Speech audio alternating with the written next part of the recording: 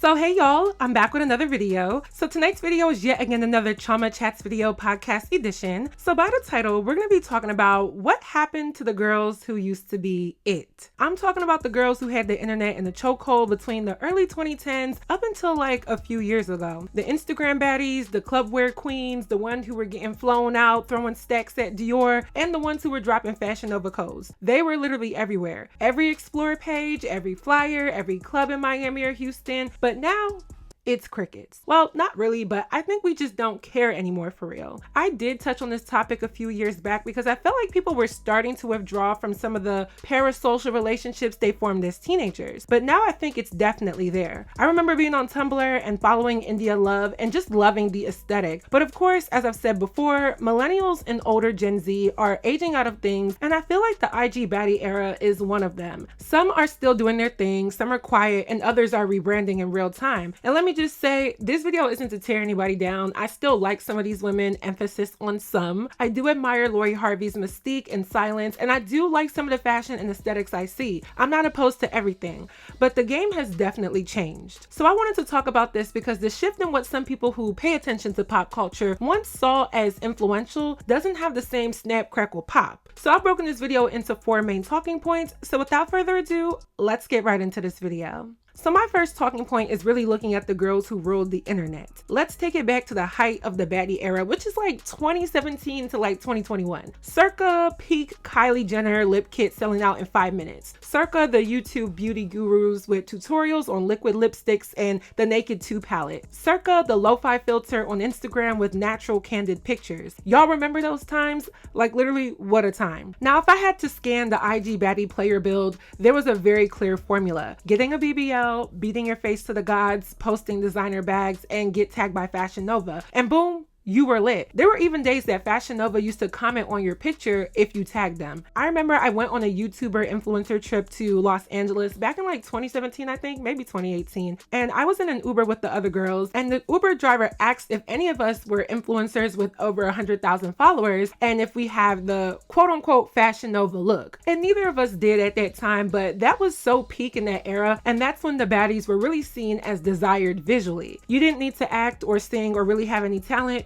Your aesthetic was your brand. Now, looking into some of them, Fletcher had a personality that people loved to hate and maybe still do, and she was always trending, yet people were still tuned in to see what wig she had on or what new designer bag she was sporting, and of course, her then relationship.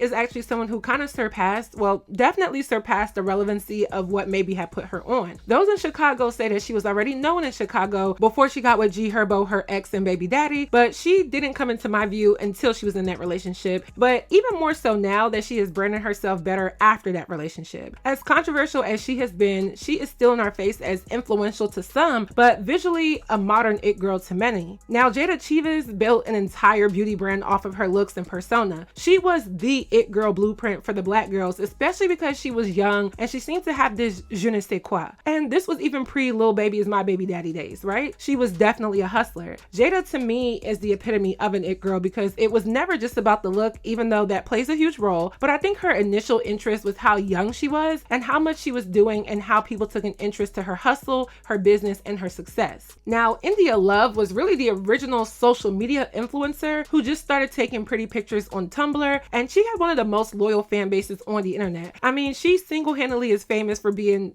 famous on social media. Her influence started even before the 2017 boom, but peaked during this era as well. India, to me, is one of the most recognizable faces in urban pop culture, and she did attempt to increase her media presence with a TV show featuring her sisters called The Westbrooks, which aired in 2015, but it was canceled just after 1 season. And I remember watching the show in college. I was a freshman, and I thought it was interestingly boring, but still gave more of a glimpse of India. Now, what all of them had in common was this: they were aspirational. Maybe not inspirational to everyone, but aspirational. And let me just say this too, I think it's fine to look at someone's lifestyle and use it as motivation, but it has to be healthy, okay? Because people be sitting here wanting to be people and you're not these people. Prayer and manifestation are methods people use based off of what they see or want, and oftentimes it's through what is most in front of our eyes, through our TVs, our phones, and people just around us. But y'all, it has to be healthy, let me say that. So yes, they were aspirational about maybe their lifestyles, and they represented luxury, bad B energy, beauty and being desired. I think some honorable mentions are Lyra Galore and Miracle Watts. These two were OG baddies. You know, they were one of the first to make the Instagram vixen aesthetic mainstream, and both of them had a huge influence in hip-hop spaces. They've dated rappers and they've appeared in music videos, and I think their names are amongst some of the original baddies. Another is Dream Doll. She was a reality TV star turned rapper, and she embodied the glammed up BBL coded era while building a music career, which I think is kind of like the late 2010s, late 2010s, whatever you want to call it, package. I think Dream Doll is obviously still amongst the convo, but her appearance on the Bad Girls Club show put her in front of a huge audience, and then she really dove into the Baddies aesthetic and was a familiar face ever since. Ruby Rose is a rapper and model who fits the aesthetic perfectly, the long weaves, sexy look, and a strong presence in both fashion and music, and I think she's still relevant because she still trends a lot and still has been on par with it. Now, I'll ask y'all this. Do y'all think Ruby is most known for her look as a baddie or her music? Because me personally,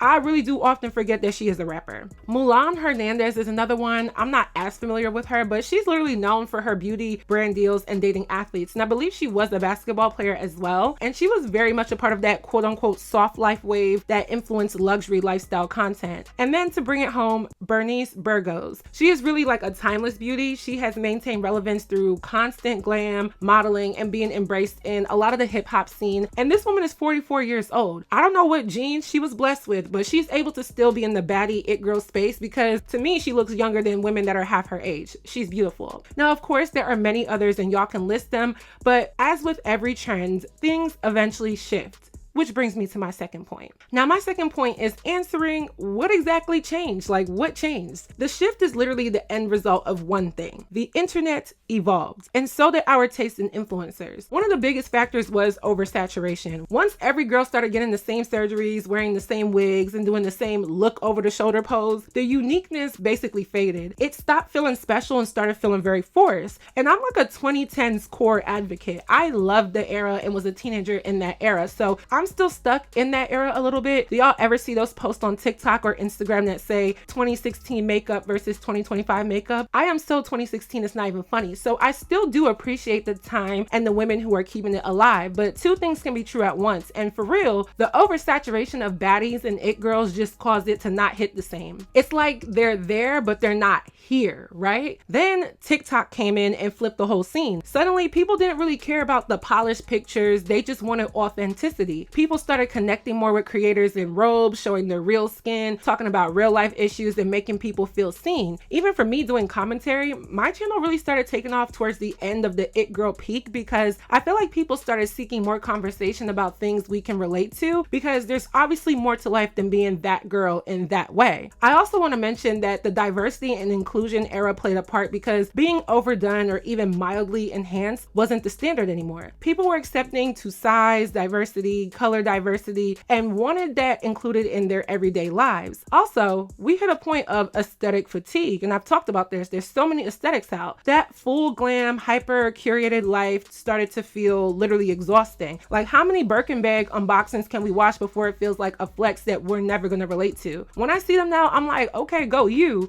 but okay, we get it. You're calling me broke in cursive. And lastly, a lot of these baddies didn't transition into long-term branding. The influencer industry is way too competitive now to just coast on your looks alone, like coasting on your beauty. It does work for some people, but overall, people want purpose. That's why when the show came out, Impact Atlanta on BET, and it featured some of the it girls, people were taken back by learning the true personalities of some of these women and how either bird brain they are or how toxic or misguided they can be. I think life was better for influencers of this aesthetic when they kept their mouth shut and nobody knew what they sounded like or their thought process. But also in the same breath, people did want to hear more and see more than just a look. So they even adapted with the times. Hence why we have 1,000,001 podcasts. People want to learn something, feel something, or just laugh. Pretty pictures just aren't enough anymore, and the internet evolving made this change happen, forcing not just the influencers and the it girls, but the consumers to move their interests accordingly. Now, my third point is touching on the effects of people's change of mind and the rebrand of Pretty Little Thing. I've been wanting to talk about this, aka the fashion house of the IG baddie era, which also includes Fashion Nova. In its prime, Pretty Little Thing was known for bodycon dresses, cutout jumpsuits, hot pink, everything, and just like super glam looks, right? Their marketing basically revolved around the same girls that we've been talking about. They were the face of the brand. I actually have never gotten anything from Pretty Little Thing, but I've always knew they were a direct competitor to Fashion Nova, who also drove the same aesthetic and the same brand aura of the it girls, right? I've never had a problem with their brand, as I don't recall Pretty Little Thing being like extremely controversial, but let me know. But just a few months ago, they took a drastic turn with the decision to rebrand their fashion. Looking back, somewhere between like 2022 and now, Pretty Little Thing has been quietly rebranding. Their homepage started featuring like clean makeup or neutral colors and providing flats instead of heels and just more diverse body types, along with a lot of other brands. They leaned into the clean girl aesthetic, the quiet luxury, and like the everyday clothing. It was very subtle, but it was very intentional, which I do like. And when the recent news came, people were here for it, and it was coined the end of the BBL era and the baddie aesthetic. Now, it's not like you can't find a lace bodysuit or lace jumpsuit anymore. It's not like they're obsolete, but the same top brands that gave us years of supplying us with dresses and tops to fit the it girl mold quite literally just chucked up the deuces and chicken noodle soup they tail to what is more comfy, more relatable, and more it. See, in 2025, the girlies are tired. Like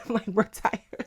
I'm so tired. Yes, we will still buzz down a wig and glue on lashes with a sexy fit every now and then, but the practicality of this being everyday wear and routine has finally left us. People finally realize that even for the baddies and the it girls and the reality TV girls, they don't do this every day. So now you see loungewear being so popular. You see Lululemon has been all the rave, and wait until I talk about them. And you see that the clean girl is now more of the it girl. The girls are choosing Pilates over parties. So for Pretty Little Thing, they saw this, they saw the shift. The hyper glam baddie look wasn't selling like it used to. Consumers wanted fashion that was wearable but also real. Pretty Little Thing adapted basically before they could fall off, and that was a power move, to be honest. As someone who also studied marketing in college, it was very smart to jump ship and do proper brand forecasting to stay afloat. No pun intended. It showed that brands now have to pivot towards relatability or risk losing the next generation of shoppers, and the same thing applies to influencers too.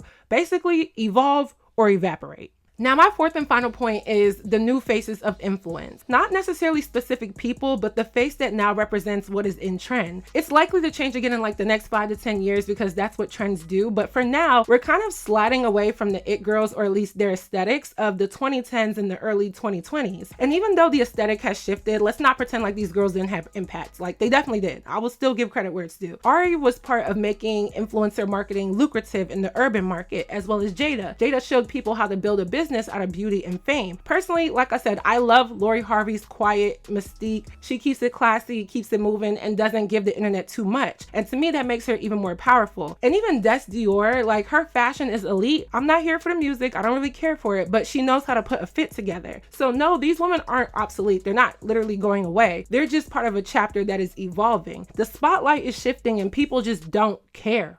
Well, they don't care as much as they used to. There will be new faces and new trends for the next generation to make and promote, and consumers will find appeal in that. But for those who adapt, they're gonna be the ones that keep winning, just in a different way. Today's quote unquote it girls, right, in majority are not even famous or tied to like super famous people. Most of them are actually more soft-spoken or clean faced and more like vibe oriented. They do Sunday reset content. They drink matchas, which I've never tried. Someone tell me if it's worth it. They journal. They post get ready with me's in like natural lighting. They're less interested in being chased by rappers and more interested in going to therapy and hitting the gym and building actual communities online. They are one word: relatable. You look at them and say, that could be me. They shop at regular stores like Walmart and Target. They have anxiety. They take breaks from social media. There's something comforting about following someone who feels like you. And even with my channel, I've tried to be more realistic as I've gotten older in age because it feels more refreshing to do so, just naturally. The new faces of influencing is rising fast, and these people are gaining massive followings without even trying too hard. They're not better than the baddies, they're just different, and they're more in line with what our generation needs right now, which is authenticity over aesthetic. So that is it for this video. I hope you all enjoyed. Please let me know your commentary on my commentary down below. What do you think? What do you know? Let me know. If y'all haven't already, make sure you guys subscribe if you're new here. I do videos like this all the time. Welcome to all my new viewers. My channel has been taking an uptick. God, thank you for answering my prayers. But make sure you guys are still subscribed and turn on those notifications. As always, don't forget to follow me on all of my social media networks. I have some news coming for y'all soon, so stay tuned. And I will see y'all in my next video.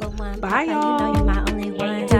two. Buy me everything under the sun. Toi, c'est moi, bisous on my body, love that. Yeah, we had tough times, can we rise above that? Your smile's my weakness, your body give me releases. It do my day be increasing, then you bless me like sneezes. I could write a whole thesis when I give you these reasons. Count on, deux, trois, come on baby, come on.